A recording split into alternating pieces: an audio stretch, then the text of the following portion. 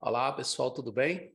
Eu sou o Flávio da Máquina de Ideias e hoje eu gostaria de falar com vocês sobre tecnologia. Como a maioria de vocês já sabem, eu trabalho com inglês e com tecnologia. E a Máquina de Ideias é um canal focado no ensino de tecnologia para professores. O nosso trabalho aqui consiste basicamente em desmitificar todas as dificuldades que as pessoas têm com tecnologia e tentar tornar mais simples o uso dessas ferramentas que estão aí. A minha intenção é levar a tecnologia até os nossos estudantes, até os seus estudantes, através de atividades, procedimentos, percepções da tecnologia como uma aliada e não como uma inimiga. E a nossa conversa de hoje vai ser baseada num assunto muito importante e que está sendo bastante comentado: como a tecnologia tem impactado as nossas ações enquanto professores no nosso dia a dia. É bem provável que vários de vocês já tenham ouvido falar, já tenham lido sobre o impacto da inteligência artificial nas nossas atividades diárias. E aí eu tenho uma pergunta: será que a inteligência artificial e todo esse desenvolvimento tecnológico em cima desse assunto irão impactar até mesmo nós lá na sala de aula com os nossos estudantes? A resposta eu mesmo dou, com toda certeza. E hoje eu gostaria de falar com vocês, fazer uma pequena discussão e deixar na sua cabeça uma boa reflexão. Como a inteligência artificial e as novas tecnologias impactarão a nossa prática de sala de aula nos próximos anos. Será que a gente está preparado para isso? Será que os nossos gestores estão preparados para isso? Quais são essas tecnologias? Como isso vai chegar em nossas aulas? E os estudantes? Será que eles estão preparados para lidar com isso? E os aspectos éticos e morais no uso da tecnologia nos cenários de ensino e aprendizagem? Bom, para ter essa conversa com vocês, eu vou trazer aqui uma apresentação para me orientar em relação àquilo que eu gostaria de discutir com vocês. Nosso assunto hoje é The Technology Dilemma: Back, Now and Then. Para iniciar, eu gostaria de dizer que esta apresentação é uma iniciativa do Teachers for Teachers. O Teachers for Teachers é um grupo de professores formado por 4 pessoas bastante interessadas em levar para professores de língua inglesa discussões e reflexões importantes sobre teoria e prática daquilo que é mais relevante em nossa área. Meu nome é Flávio Martins, eu sou professor de inglês da Rede Pública de Contagem, sou criador do canal Máquina de Ideias, especialista em ensino mediado por computador pela UFMG e mestre em Educação Tecnológica pela Faculdade de Educação, também da UFMG. Para começar, eu gostaria de convidar vocês a fazer a leitura com seu telefone desse QR Code. Neste QR Code, vocês vão poder ter acesso a todos os meus contatos, minhas redes sociais e ao site da Máquina de Ideias. O que é tecnologia para você? O que as pessoas normalmente dizem que é tecnologia? Será que tecnologia é computador, internet, carro autônomo, inteligência artificial, robôs, naves interplanetárias? Essa discussão, ela permeia o pensamento humano há muito tempo. Mas é importante dizer que há vários tipos de tecnologia. Nós temos a tecnologia intangível, intangible, ou seja, o nosso conhecimento, a nossa técnica, as nossas ideias e as nossas práticas. Tudo aquilo que a gente faz e que modifica o mundo de alguma maneira pode ser considerado tecnologia. Quando eu digo que é intangível, é porque, às vezes, esse tipo de tecnologia ao qual estou me referindo é uma coisa abstrata. Por exemplo, a oralidade. Durante muitos séculos, talvez milênios, a humanidade tenha conseguido passar seu conhecimento para as outras gerações através da oralidade. E ao fazer isso, utilizou-se da ferramenta oralidade para que o conhecimento fosse possível de ser passado. Uma das coisas que às vezes as pessoas não percebem é que a tecnologia nem sempre é uma coisa concreta, fácil de pegar, de visualizar ou de ser tocada. Esse tipo de tecnologia é a tecnologia que a gente chama de intangible, De certa forma, ela chega a ser abstrata. Ninguém toca uma ideia, ninguém toca uma técnica culinária, por exemplo. Durante muitos séculos, talvez milênios, a humanidade tenha conseguido fazer o seu conhecimento ser passado de uma geração para outra, única e exclusivamente através da oralidade. A oralidade é o nosso discurso, é a nossa expressão oral para comunicar aquilo que pensamos e aquilo que sabemos. E essa foi uma técnica bastante utilizada e ainda é bastante utilizada pelo ser humano. Uma outra tecnologia intangible, intangível também, é a memória. A nossa memória, ela não pode ser tocada. As nossas lembranças, o conhecimento humano é baseado na memória. Por outro lado, um outro conceito de tecnologia que é bastante adequado e até compatível com os tempos em que vivemos é o conceito de tecnologia enquanto uma coisa tangible, uma coisa tangível. Sendo uma coisa tangível, é possível que eu toque, é possível que eu pegue, é possível que eu transporte, é possível que eu sinta e é possível que eu veja esse tipo de tecnologia. Nesse caso específico, a gente está falando de resources, de recursos, de equipamentos, de artefatos. Uma ferramenta como um martelo, um machado, um recurso como uma enxada, um banco, uma roupa, um equipamento como, por exemplo, um capacete, uma luva, um computador. Todos esses são itens que poderiam entrar dentro do conceito de tecnologia enquanto tangible, enquanto uma coisa tangível, uma coisa concreta. Muita gente se esquece que uma das primeiras tecnologias tangíveis que a gente teve, depois dessa fase em que a gente desenvolveu as questões relacionadas à agricultura e ao conhecimento para a subsistência, é o conhecimento registrado em forma da escrita. A escrita é uma das tecnologias mais interessantes e mais sofisticadas que o ser humano já conseguiu desenvolver. E quando me refiro à escrita, não estou necessariamente me referindo ao texto impresso. Podemos considerar como escrita também a escrita à mão, que é uma tecnologia também bastante evoluída. É um código através do qual a gente comunica, através do qual a gente passa mensagens, através do qual a gente transporta informação e conhecimento. Então, tanto a escrita à mão, a escrita no papiro, nos livros impressos, né? Começou lá com Gutenberg, todos esses tipos de escrita também são considerados tecnologia. Um lápis também pode ser considerado tecnologia. O papel é considerado tecnologia. Eu gostaria agora de compartilhar com vocês essa tela, na qual vocês podem ver 9 ícones de aplicativos e sistemas bastante utilizados por nós no dia a dia. E eu gostaria de fazer um desafio. Desses 9 itens, quantos você conhece? Ou, desses 9 itens, quantos você utiliza ou já utilizou? Talvez você conheça todos esses ícones, talvez você conheça alguns. Fato é que dia após dia temos acesso a cada vez mais recursos, a cada vez mais ferramentas e nem sempre a gente fica bem sintonizado com tudo que está acontecendo à nossa volta. Nesse slide, nós temos ainda mais ícones. A grande diferença é que estes aqui são exclusivos, ou pelo menos a maior parte deles, de uso nos sistemas de telefones celulares. Desses, quais você reconhece ou quais você utiliza? Será que tem algum que você nunca viu? Será que tem algum que já está em desuso? Será que tem algum que é o seu preferido? Nesse nosso terceiro slide, há ainda uma outra série de ícones. Como vocês podem perceber, alguns são bem familiares, outros nem tanto familiares e alguns completamente estranhos. E aí fica a minha pergunta: será que a gente usa tudo aquilo que está no nosso celular? Será que a gente usa tudo que instalamos em nossos computadores? Será que todos esses ícones, aplicativos, realmente fazem diferença em nossa vida?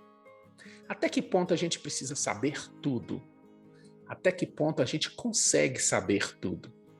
Até que ponto toda essa tecnologia disponível faz sentido em nossa vida? Até que ponto toda essa tecnologia disponível faz sentido em nossa profissão? Aqui eu trouxe alguns dados relacionados ao uso diário de tecnologia nas principais plataformas. O YouTube, por exemplo, recebe cerca de 3 milhões e 700 mil novos vídeos todos os dias. Será que a gente dá conta de assistir tudo isso?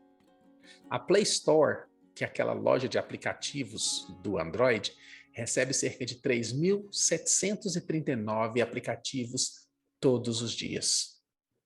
A Apple Store recebe cerca de 870 novos aplicativos todos os dias. Será que a gente precisa acompanhar todo esse movimento? Até que ponto isso impacta a nossa vida? Porque vocês sabem, todos os dias aplicativos, sistemas, programas, redes sociais, recursos e ferramentas saem nas principais plataformas. Mas será que a gente precisa acompanhar tudo isso na velocidade que eles aparecem? Em relação à totalidade daquilo que está disponível na rede, apenas para Android há cerca de 3 milhões e 500 mil aplicativos, e para os aparelhos da Apple, cerca de 1 milhão e 600 mil. Será que a gente sabe usar tudo isso? How much do we know? Será que a gente sabe tudo? Será que a gente usa tudo? Será que a gente precisa de tudo? Gostaria de passar para vocês agora um pequeno vídeo que demonstra a nossa relação com o conhecimento e o nível de importância que os diferentes níveis de conhecimento têm na nossa vida diária.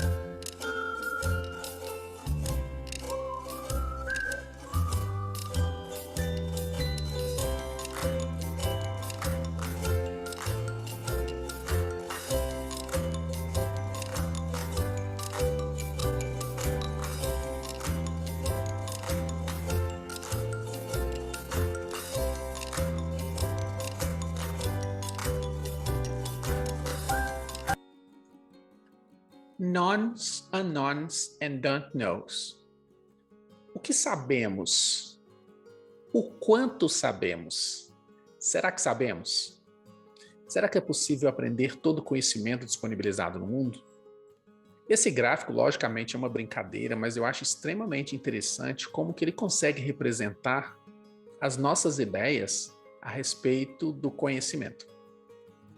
Percebam que o que nós não sabemos, a parte laranja, ela é muito maior do que o que sabemos, a parte verde, e ainda maior do que a parte azul, o que a gente sabe que não sabe.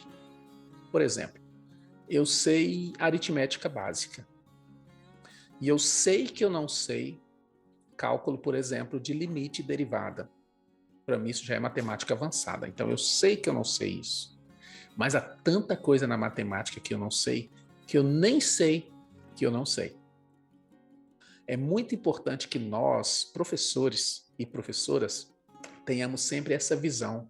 Há muito mais conhecimento do que conseguiremos saber.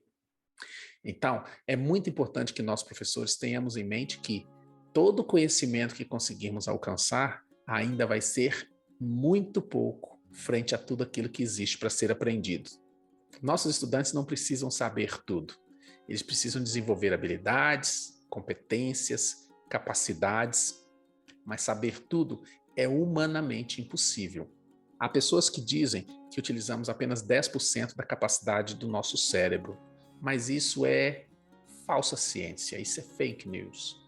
Não há nenhum estudo sério que consiga comprovar isso. O que há de fato são pesquisas que indicam que a nossa capacidade de armazenamento cerebral estaria em torno de 2,5 petabytes. Ou seja, um espaço capaz de armazenar cerca de 3 milhões de horas de vídeo digital. Ou seja, mais de 300 anos assistindo e memorizando vídeos digitais durante 7 dias por semana, 365 dias por ano, 24 horas por dia. Mas será que a gente dá conta mesmo de aprender tanta coisa assim? Com tanta tecnologia, o ser humano conseguiu descobrir maneiras de expandir a sua capacidade de memória, ou mesmo expandir a capacidade de processamento de informações. O computador mesmo é uma dessas ferramentas. Através do computador, por exemplo, a gente consegue multiplicar muitas vezes a capacidade de processamento de informações, como cálculos e outros tipos de dados. E isso tem ajudado a ciência a encontrar recursos e soluções para muitos dos nossos problemas.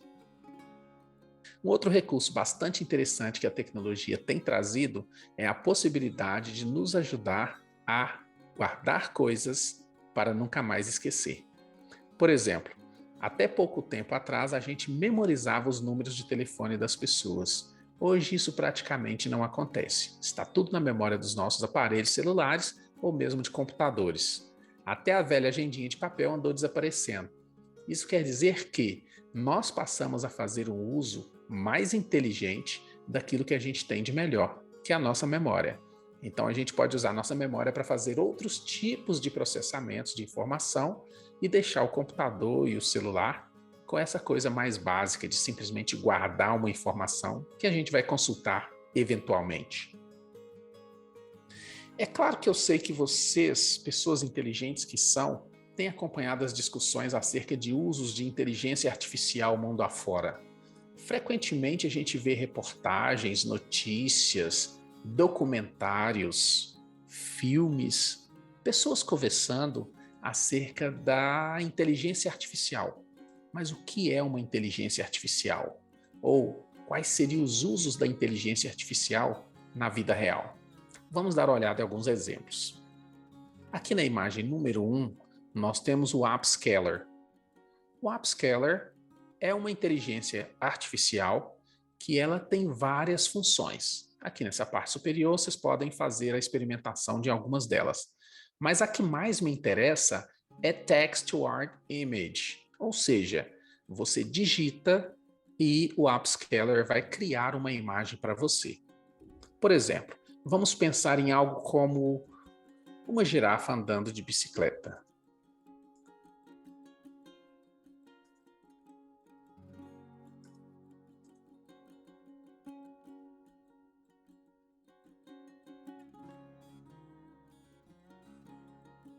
E aqui temos a nossa imagem gerada pela tecnologia, ou seja, a nossa imagem gerada pela inteligência artificial de uma girafa andando de bicicleta.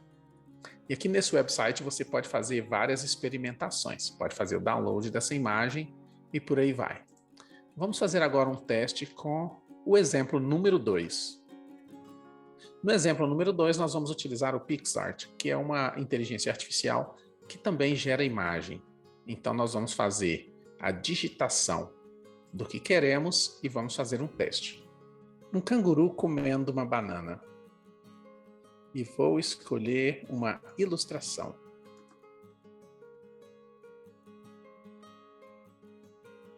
Aqui está a nossa imagem. Ela está um pouco tosca, mas com uma certa prática, essa inteligência artificial pode criar outras imagens interessantes. Agora nós vamos analisar o nosso terceiro exemplo de textos, text. Agora vamos experimentar a inteligência artificial da moda, que é o ChatGPT. Ela funciona de uma maneira bastante simples. Nesse campo de busca, você pode digitar os comandos, como por exemplo,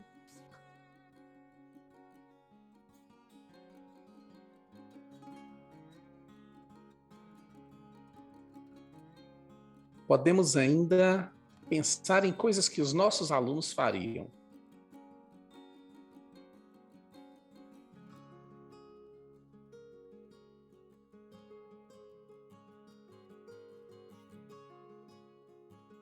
Agora vamos pegar essa mesma demanda e fazê-la um pouquinho mais sofisticada.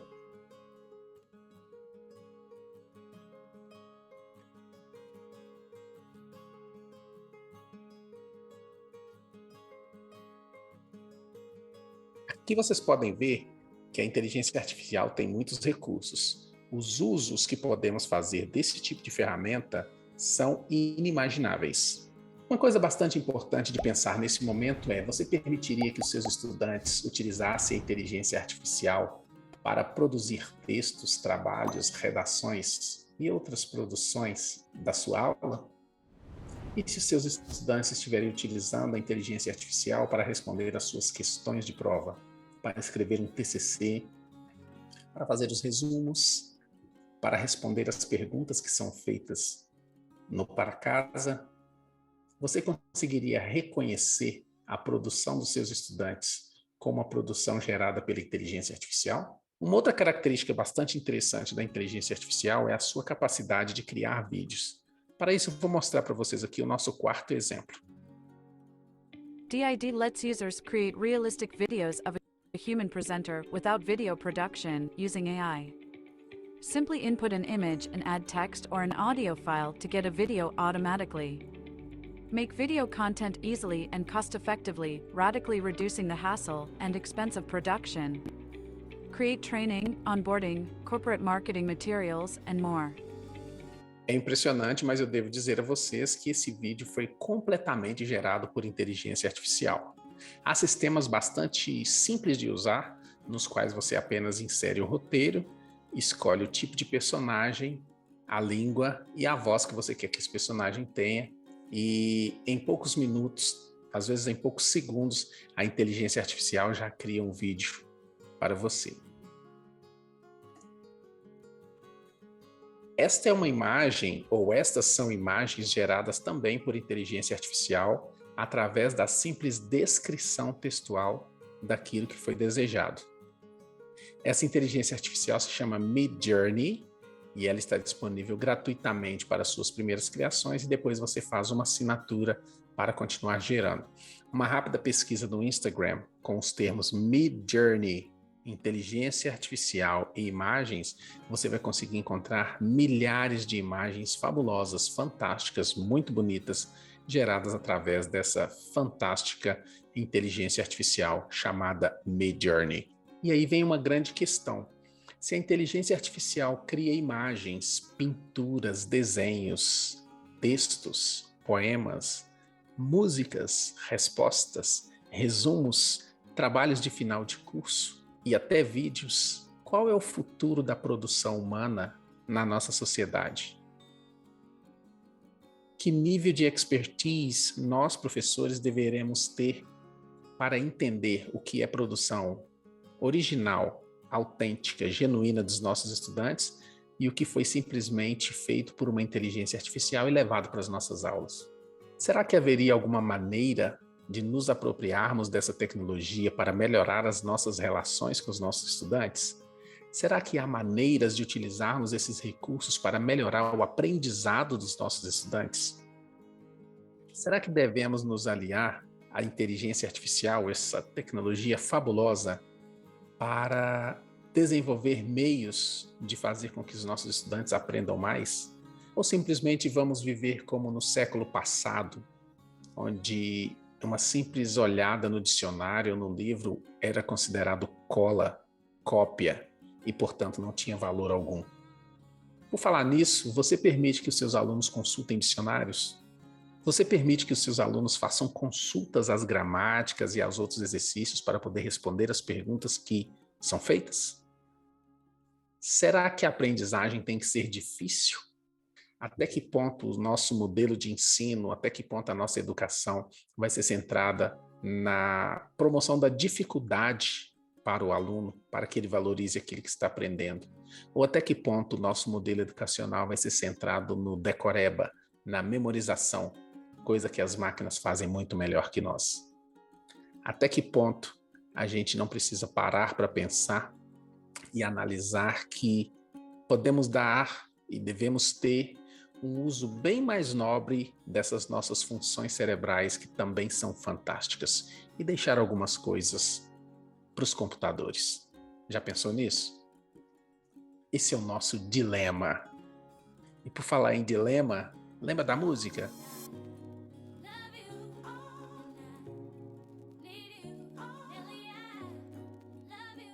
Qual é o nosso dilema? Adotar ou não adotar os recursos tecnológicos? Saber ou não saber usar os recursos tecnológicos, entender a importância desses recursos tecnológicos e trazê-los para as nossas aulas, ou simplesmente fingir que não existem e abandonar essa ideia sem modernizar? Esse é o nosso dilema. E o nosso dilema, ele é baseado na nossa relação com a tecnologia. Para fazer uma análise disso, é preciso entender que o ser humano se relaciona com as coisas, com as pessoas, com os objetos, com as coisas tangíveis e não tangíveis. Analisando por esse lado, será que precisamos mesmo exigir tanto dos nossos alunos as coisas que exigimos, solicitar tanto dos nossos estudantes as coisas que solicitamos, demandar tantas tarefas, às vezes boring, sendo que às vezes a tecnologia vai permitir que eles façam isso de uma maneira bem rápida, sem raciocinar e sem aprender nada? A quem estamos enganando? Até que ponto precisamos ser uma cópia daqueles professores de 20, 30 anos atrás, que nos colocavam para copiar quadros e quadros de matéria, páginas e páginas de livro? Será que não existiria uma maneira mais moderna, sofisticada, conectada, de usarmos esses recursos que o conhecimento humano nos proporciona através das tecnologias para fazer com que os nossos estudantes aprendam mais? Esse é o dilema, porque ao mesmo tempo em que decidimos pelo uso da tecnologia em nossas aulas, também estamos abrindo caminho para uma situação bastante complexa, que é o uso imoral e antiético dessas mesmas ferramentas. Será que estamos preparados para que os nossos alunos não nos enganem no uso dessas ferramentas? Será que damos conta de fazer esse tipo de discussão com os nossos estudantes, de forma que eles consigam perceber utilidade no uso da ferramenta e não uma forma de burlar o sistema? Será que os sistemas de ensino não estão travados, congelados, fossilizados demais num modo de fazer que não se permite evoluir? Lembra, lá no começo da pandemia, como foi desesperadora a situação de professores mundo afora, e mais especificamente aqui no Brasil, em relação ao uso de tecnologias digitais para mediar a relação de ensino e aprendizagem com os estudantes? Eu lembro bem dessa época, eu ofereci vários cursos nessa época, o canal Máquina de Ideias cresceu bastante nessa época e eu pude perceber bem de perto. Naquela época eu trabalhava com formação de professores exclusivamente e eu pude perceber bem de perto como grande parte de professores e professoras estava despreparado para o uso básico de algumas ferramentas. Da noite para o dia, de um momento para o outro, muito rapidamente, estudantes, gestores, professores, famílias, governos, empresas, todo mundo teve que se virar de alguma forma, utilizando as tecnologias disponíveis e algumas que estavam surgindo naquela época. Mas será que não haveria uma forma da gente se manter atualizado ou atualizada minimamente, de maneira que esse tipo de avanço tecnológico não nos assustasse tanto de uma hora para outra? Naquele cenário da pandemia, a gente tinha um momento no qual vários termos foram cunhados e vários termos ganharam destaque, como, por exemplo, online education, distance education, educational technology, hybrid learning, cybersecurity, data privacy, mais atualmente artificial intelligence, machine learning in education. É óbvio que a pandemia acelerou em muito os processos de percepção e utilização das ferramentas digitais, principalmente nas relações educacionais. Mas eu fico pensando, será que as pessoas realmente estão utilizando o que aprenderam? Ou será que as pessoas apenas utilizaram o que aprenderam durante o tempo em que aquilo foi essencial? Será que agora as pessoas continuam utilizando o que aprenderam ou as pessoas voltaram a um modo de fazer muito semelhante ao que era antes da pandemia? Qual é o nível de envolvimento tecnológico que você tem em suas aulas hoje e que não tinha no período anterior à Covid?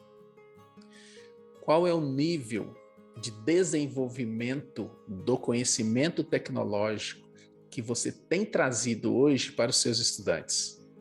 Essa pergunta ela é muito importante porque os estudantes, eles são pessoas conectadas. Tem gente que diz, baseado num pensamento lá do ano 2000, de que os meninos e as meninas são nativos digitais. Não existe nativo digital.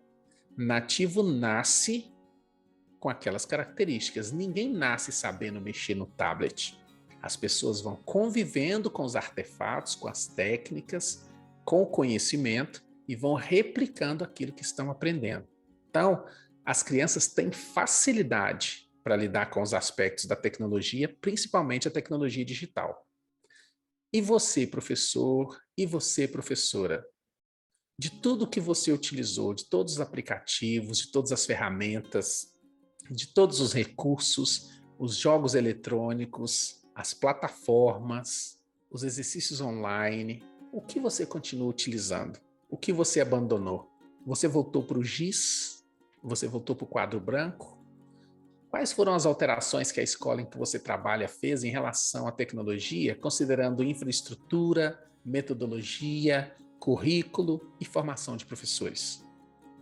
Será que a sua escola apenas adotou tecnologias para dar conta do período pandêmico? Duas das mais importantes autoras brasileiras pesquisadoras no assunto tecnologias são Carla Coscarelli e a Anelisa Ribeiro.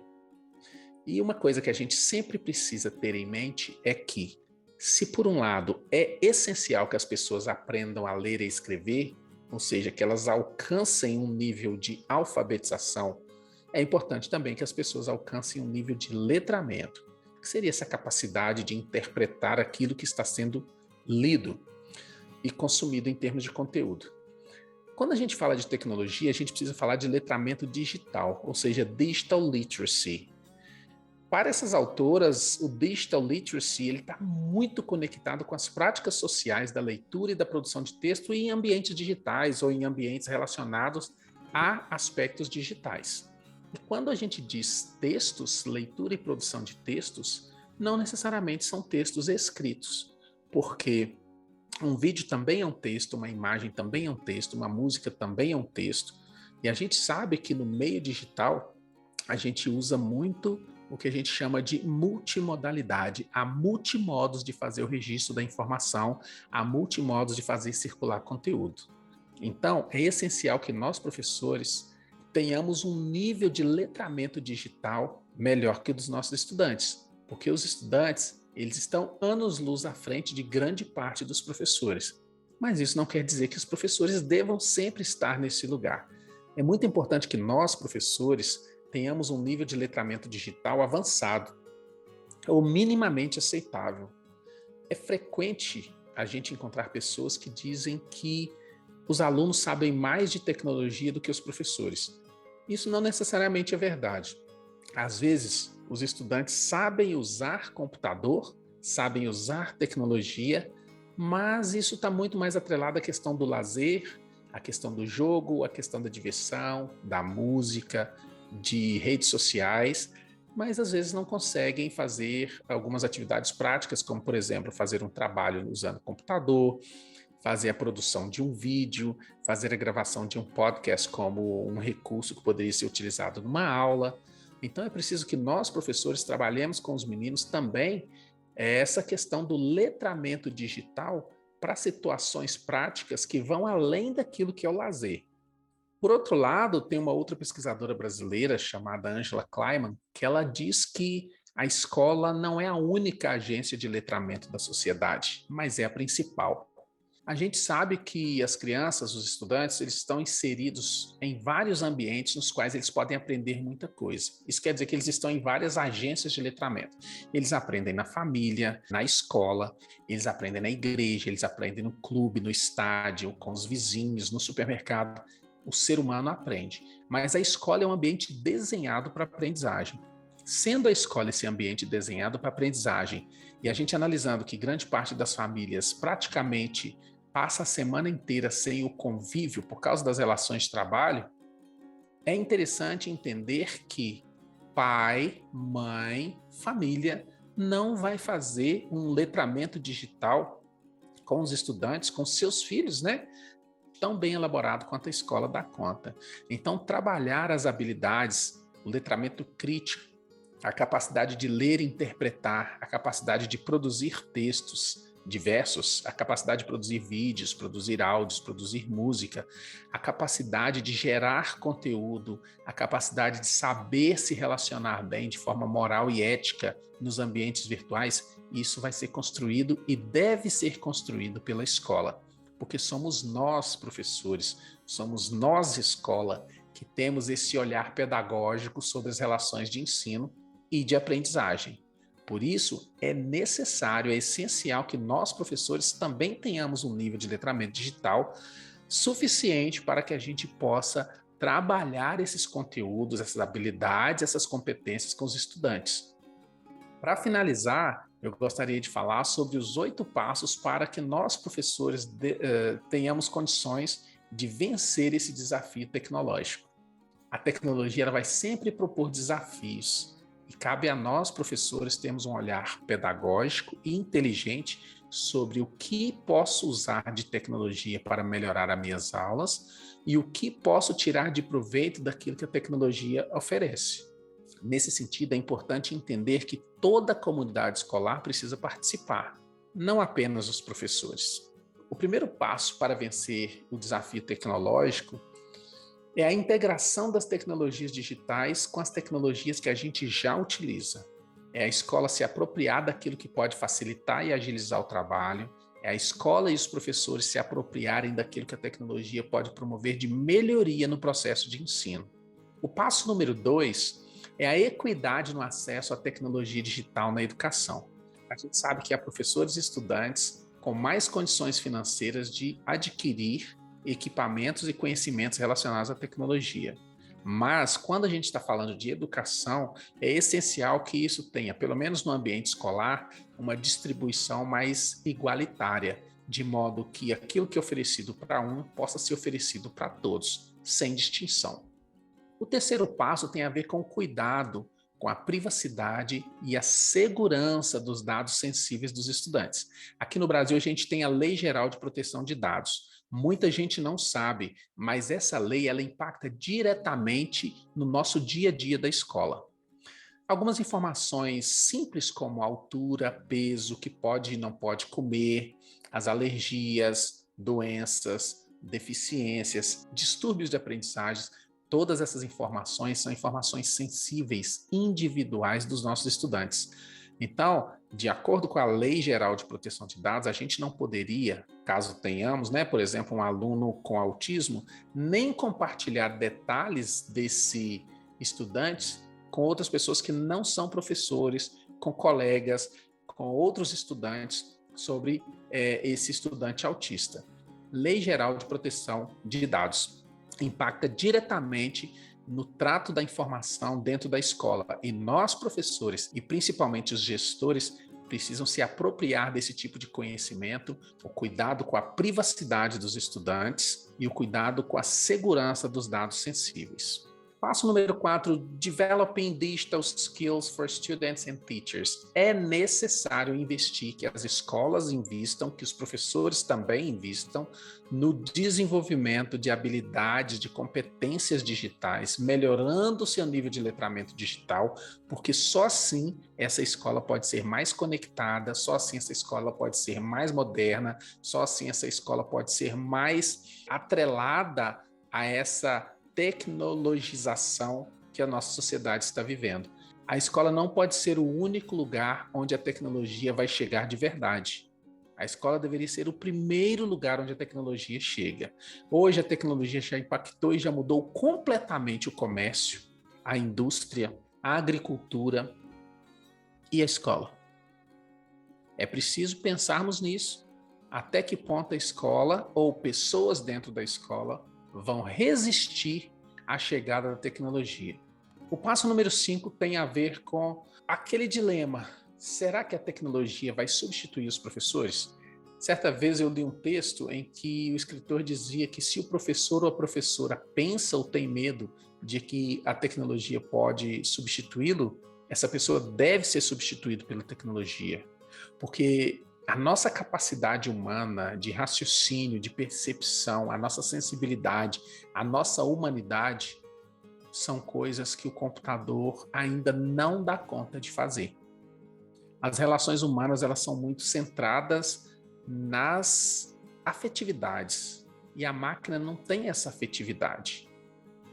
Às vezes, o estudante tem todas as condições para aprender, mas é o nosso jeitinho pessoal, são as palavras que a gente usa, é o jeito que a gente aproxima dessa pessoa, é o exemplo que a gente muda para que aquela pessoa entenda, que vai fazer com que ela aprenda. A gente precisa se apropriar do que a tecnologia traz, do que a máquina traz, do que a inteligência artificial traz, mas não precisamos ter medo. Desde a primeira revolução industrial, há um grupo de pessoas que lutam contra a evolução tecnológica. E eles estão sendo derrotados século após século, ano após ano. Não precisamos ser luditas, que são essas pessoas que lutam contra o desenvolvimento tecnológico, mas a gente pode ser um parceiro da tecnologia e utilizar a tecnologia como nosso ou como nossa parceira, para melhorar mesmo todas essas coisas que a gente faz no nosso dia a dia dentro da escola. O passo número 6 tem a ver com o impacto sobre como os estudantes aprendem e desenvolvem ou se desenvolvem emocionalmente. O impacto da tecnologia na vida dos nossos estudantes é muito grande. Aqui a gente precisa voltar um pouco e falar, inclusive, nas questões relacionadas à privacidade, também em relação à segurança pessoal, o cyberbullying, que é uma coisa muito forte dentro das escolas, a difamação, a criação de situações que vão expor as pessoas ao ridículo, ou situações de violência, né? E são recursos, né? São situações da tecnologia ou trazidas para o meio tecnológico que impactam na maneira como os nossos estudantes vão aprender ou não, impacta como eles vão reagir emocionalmente a essas situações. E é importante também percebermos como a tecnologia vai impactar na melhoria da aprendizagem. Será que com o uso da tecnologia ou das tecnologias, nossos estudantes aprenderão mais ou menos? Porque se não soubermos utilizar esses recursos, essas ferramentas, com toda certeza o impacto vai ser negativo. Então é preciso que a gente faça a união do nosso nível de letramento digital com boas escolhas tecnológicas, de modo que as pessoas consigam de fato utilizar, né, os professores consigam utilizar essas ferramentas, esses recursos para melhorar os processos de ensino. Usar a tecnologia apenas como um substituto do quadro branco, simplesmente fazer a transposição da tecnologia da analógica para a digital, isso não vai ensinar nada para ninguém. Então a gente precisa utilizar a tecnologia não como um atrativo apenas para a nossa aula, mas também como uma coisa que pode fomentar situações de aprendizagem mais eficazes. O ponto número 7 é sobre ética, a abordagem ética e moral do uso das tecnologias digital. Aí aqui eu volto a falar de cyberbullying, aqui eu volto a falar da inteligência artificial, de todas aquelas situações nas quais a pessoa poderia fazer um uso antiético, utilizar a tecnologia para cometer crimes, utilizar a tecnologia para plagiar.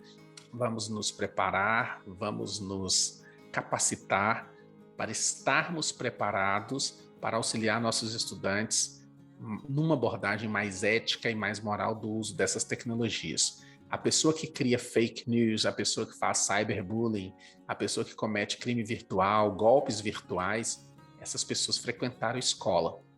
A grande maioria delas, praticamente a totalidade delas, frequentou escolas e por muitos anos. O desvio de caráter, o desvio ético, essas coisas, quando acontecem, elas não necessariamente são culpa da escola, mas a escola pode ajudar a termos situações melhores. A função da escola é fazer pensar. A função da escola não é ensinar uma receita de bolo. E quando a escola faz pensar sobre vários assuntos.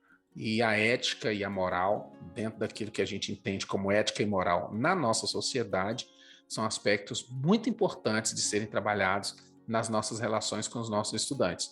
E uma oportunidade de ouro para trabalhar isso é o uso de ferramentas tecnológicas para facilitar os trabalhos, as redações, as provas que os estudantes vão fazer em nossas aulas.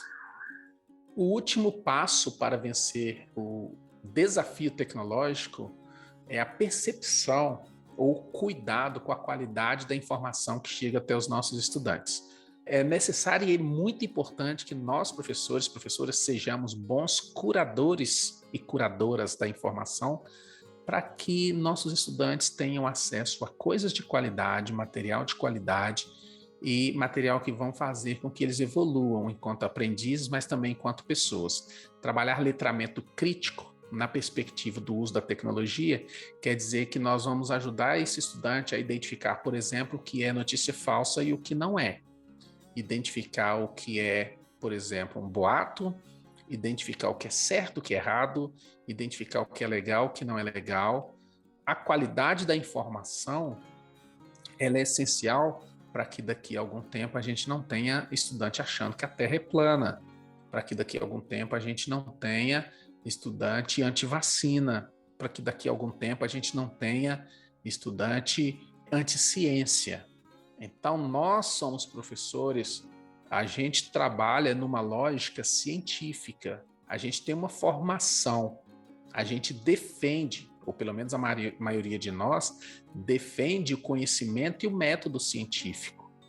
Então, é necessário, é importante que essa informação qualificada, validada por pares, por pessoas sérias que se dedicam a isso, chegue aos nossos estudantes. Nossos estudantes podem fazer a escolha de vida que eles quiserem, mas a nossa função, enquanto professores, é ajudá-los a perceber que nesse infomar, como diria Gilberto Gil, ou seja, esse mar de informações, tem muita coisa que não vale nada, tem muita coisa que é essencial e tem muita coisa que eles podem aprender, tanto para se desenvolverem academicamente nas relações com o conhecimento dentro da escola, mas também enquanto pessoas. Esses são os 8 passos para vencermos o desafio tecnológico. Nós temos esse dilema com a tecnologia, mas em outros momentos da nossa história tivemos outros tipos de dilema. A nossa profissão perpassa os séculos, talvez os milênios, e a gente está aí, lutando, aprendendo, descobrindo e nos preparando, porque a gente quer oferecer o melhor para os nossos estudantes e a gente também quer ter o melhor daquilo que o conhecimento pode proporcionar. Meu nome é Flávio Martins, eu sou professor de língua inglesa, educador tecnológico e esse é o canal Máquina de Ideias. Se você ainda não é inscrito no meu canal, por favor, clique aqui no botãozinho embaixo, faça a sua inscrição. Caso você tenha gostado desse vídeo, dê um like. Se não gostou, pode dar o dislike, mas deixe um comentário aqui embaixo para eu saber o que você pensa de tudo isso que foi discutido aqui. Muito obrigado e até a próxima.